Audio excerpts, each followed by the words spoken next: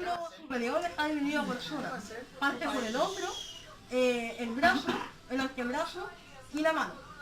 El hombro está compuesto por la escápula y la clavícula.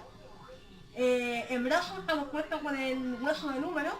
El antebrazo tiene dos huesos, que es el radio de la ulna o el cúbito, y la mano tiene el carpo, metacarpo y la falange. La clasificación de la escápula es un hueso plano y de la clavícula, que es un hueso largo. La clasificación del húmero es largo, al igual que el radio y el cúbito, ulna. Están los carpos, que son huesos cortos, metacarpos, que son largos, igual que las falanges.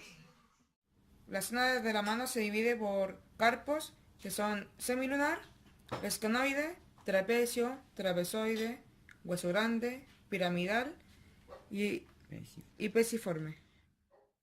Y ganchoso. Tenemos el metacarpos y la falange, que es proximal, medial, distal. A excepción del pulgar, que tiene solamente falange distal y proximal. Bueno, aquí vamos a explicar los reparos óseos de la escápula en vista anterior. Bueno, tenemos lo que es el apófisis coracoide, que es por la parte de arriba, el acromion. Tenemos ángulo superior, que por lo menos aquí no se puede notar mucho, borde superior. Tenemos estructura de escotadura de la escápula. Tenemos el acromion, ya lo dije, tubérculo infranoide, que es la parte de unión aquí con el húmero.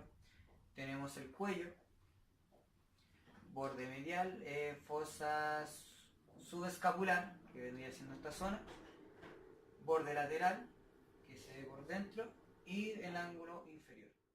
Ya, en la escápula por vista posterior tenemos lo que es el borde superior, la espina, tenemos el apófisis coracoide, ángulo superior, tenemos la fosa supraespinosa, que vendría siendo esta zona, tenemos escotadura capular, que es la unión por este lado, borde lateral, tenemos el borde medial, tenemos el cuello, que vendría siendo acá en la unión, y surco de los vasos centrífugos de la escápula, que vendría siendo esta zona, y el ángulo inferior en la parte de abajo. En los reparos óseos del húmero nos encontramos con el cuello anatómico, lo que es el tubérculo mayor, tubérculo menor, todo lo que es el cuello quirúrgico, surco intervercular, que vendría siendo de abajo. Tenemos la cresta tubérculo mayor, cresta del tubérculo menor, surco radial, tuberosidad deltoide, que vendría siendo en esta área.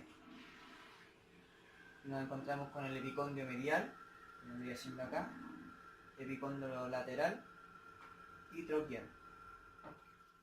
Bueno, en los reparos óseos de lo que es el antebrazo nos encontramos con muesca troclear, apófisis olecranon, se encuentra la muesca radial, otecranon, que vendría siendo esta área, nos encontramos con la cabeza, cuello radial, que vendría siendo esta zona, tuberosidad radial, que vendría siendo esta que está demarcada acá, articulación del radio cubital proximal, que vendría siendo esta área donde se juntan. Tenemos el apófisis escaloide del radio, se encuentra en esta zona. Aquí tenemos la articulación radio cubital distal, que vendría siendo esta área. Tenemos la muesca cubital, que vendría siendo aquí. Cabeza del cúbito, que vendría esta zona. Y apófisis estaloide del cúbito, que vendría siendo acá.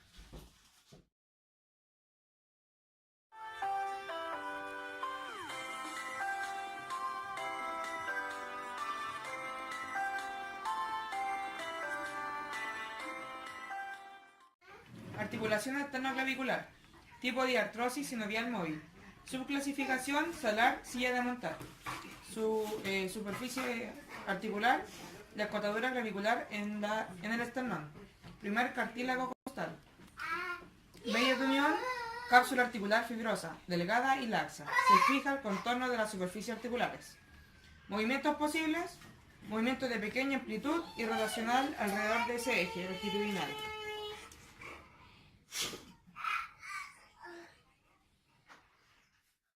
Acromio clavicular, tipo diartrosis sinovial móvil. Subclasificación plana artrodia. Superficie articular pequeña, ovalada y plana, orientada lateralmente. Superficie acromial, parte más anterior del borde medial del acromio. Medios de unión, cápsula articular espesa. Movimientos posibles, movimientos simples de deslizamiento que abren o cierran el ángulo escapoclavicular, aducción o abducción. Glenohumeral, tipo diartrosis sinovial móvil. Subclasificación, esferoidea en artrosis. Superficie articular, cavidad glenoidea escapular, la cabeza humeral. Medios de unión. Cápsula articular, se inserta sobre el contorno de la cavidad glenoidea y en la cara superficial del labrum glenoideo y del lado del húmero sigue el revestimiento cartilaginoso de la cabeza. Movimientos posibles. Elevación, descenso. Abducción y aducción. Rotación medial y lateral. Y circundición. Flexión y extensión. Escapulotorácica. Tipo sin artrosis móvil. Movimientos posibles. Se realiza en la fibra superior del trapecio y el músculo angular de la escápula. El romboides mayor y el romboides menor. Rotación húmero radial. Tipo diartrosis sinovial móvil. Subclasificación condilia. Superficie articular, el cóndilo radial redondo en todos los sentidos, destinado a articularse en la fosita articular del radio. Su medio de unión es la cápsula articular para la articulación completa del codo. Manguito fibroso con inserción superior en el húmero por encima de las fosas coronoides. Radial y olecraniana. Olecraniana y su circunferencia inferior sobre el cuello del radio y alrededor de las escotaduras troquear y radial de la ulna. Sus movimientos posibles son flexión, extensión del brazo sobre el antebrazo. La glenohumeral es una articulación esférica y la húmero radial y ulnar son articulaciones bisagras. Común de los dedos. Clasificación estriado. Origen en el epicóndilo humeral. Inserción en la tercera falange de los cuartos últimos dedos mediante 4 tendones que se separan después de pasar por la muñeca. Función, extensión de la interfalángica proximal y de la muñeca.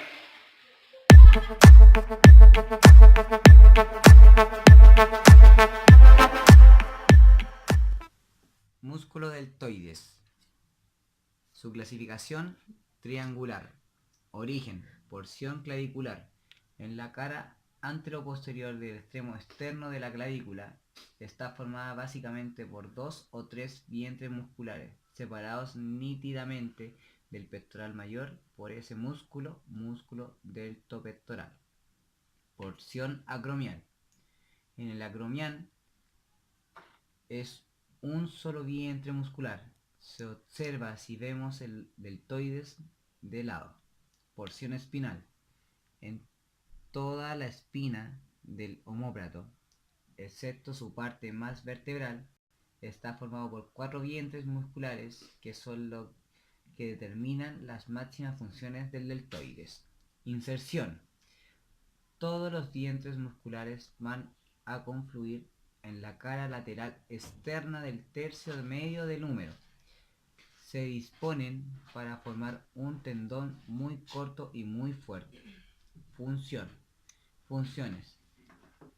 Prácticamente van a ser todas las del hombro. Flexión, extensión, abducción, aducción, rotación interna, externa. Músculo supraespinoso. Clasificación largo. Origen en la fosa supraespinosa del omóplato. Inserción en la parte más superior del troquiéter aprovecha la bolsa subdeltoidea para evitar el rozamiento con el acromio. Función: abductor, cuando se realiza con poca velocidad mediante cargas livianas y no resistidas.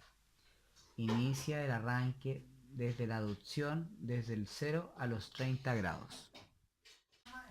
Músculo infraespinoso. Clasificación triangular. Origen: en la fosa infraespinosa del omóplato, 2/3 internos. Inserción: en el troquial detrás del músculo supraespinoso. Función: rotador externo, coaptador, tiene poca capacidad de abducción. Mayor. Clasificación unipeniforme. Origen: en la parte inferior del borde axilar del omóplato.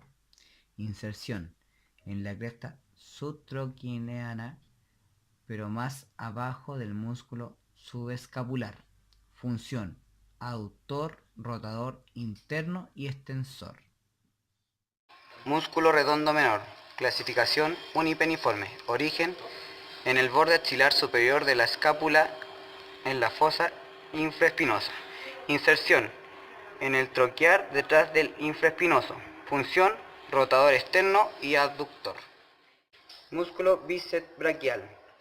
Clasificación bicipital. Origen: tiene dos cabezas largas, es la más externo. Se origina en el tubérculo supraglenoide del omóplato. Se introduce en el canal interbraquial y luego se continúa con fibras fusiformes. Inserción: se junta en 2/3 inferior de la diáfisis formando un tendón que va a terminar expandiéndose por la aponeurosis superficial del antebrazo. La otra parte tendinosa va a terminar en la apófisis bicipital del radio.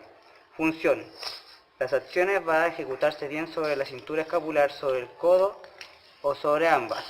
Con el codo fijo actúa sobre la cintura escapular. La cabeza corta es coaptadora, flexora y rotadora interna. La cabeza larga es en posición anatómica es luxante y posición de aducción es coaptante, puede producir rotación externa. Con el antebrazo libre produce supinación, con el antebrazo fijo produce flexión de codo. Músculo flexor del carpo. Origen: en la epitróclea. Inserción: en la base del segundo metacarpiano. Función: flexor principal de la muñeca, pero con tendencia a la abducción de esta. Su clasificación fusiforme. Músculo palmar largo mayor. Clasificación fusiforme. Origen: en la epitróclea. Inserción: en la base del segundo metacarpiano. Función: flexor principal de la muñeca, pero con tendencia a abducción. Extensor propio del meñique. Origen: en la cara posterior del cúbito junto al extensor común de los dedos. Inserción: en el tendón del extensor común de los dedos por el lado cubital del tendón y en la primera falange del meñique por su lado cubital. Función: extensor de la primera falange del meñique, extensor de la muñeca. Clasificación largo. Músculo anconio. Clasificación unipeniforme. Origen: en la cara posterior del epicóndilo del húmero.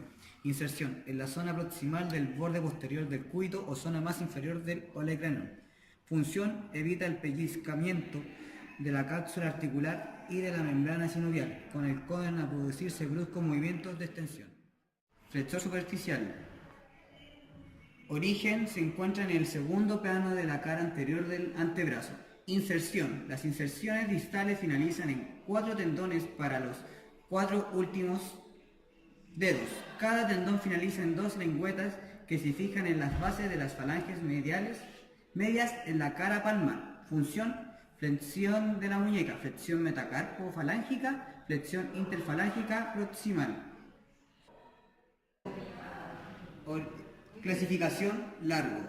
Origen: en el tercio superior y cara anterior del cúbito. Inserción: se forman 2 tendones que se insertan en la cara palmar de las falanges distales de 4 dedos trifalángicos caminando detrás del flexor superficial. Función: flexión de la muñeca, flexión del metacarpo falángica, flexión interfalángica proximal, flexión interfalángica distal. Músculo pronador cuadrado. Clasificación: cuadrado. Origen: en la cara anterior de un cuarto inferior del cúbito. Inserción: en la cara anteroexterna de un cuarto anterior del radio. Función: pronador principal del antebrazo, independientemente del ángulo de la articulación del codo. Músculo oponente del pulgar. Clasificación: unipeniforme. Origen: en el hueso trapecio y en el retináculo flexor. Inserción: en el borde radial del primer metacarpiano. Función: opone el pulgar y la colabora en la músculo flexor corto del meñique. Su clasificación: fusiforme. Origen: en el hueso ganchoso. Inserción: en el borde cubital o interno de la base de la primera falange del quinto dedo. Función: flexión metacarpofalángica. Musgo interiosos dorsales. Su clasificación: bipeniforme. Origen: en la diáfisis de los metacarpianos vecinos, 1 a la 4. Inserción: en la base de la primera falange del dedo por la cara que no mira al eje de la mano por su cara dorsal y en su aparato extensor. Función: flexor metacarpofalángico, extensor interfalángicos. Músculos lumbricales. Clasificación: unipeniforme. Origen: en la cara lateral de los tendones del músculo flexor común profundo de los dedos por su cara palmar. Inserción: en el borde extremo de los tendones del extensor común de los dedos a nivel del retináculo extensor de cada dedo. Función: no tiene ninguna fijación ósea, ni en el origen ni en la inserción, sirviendo de unión entre el tendón flexor profundo y el tendón extensor.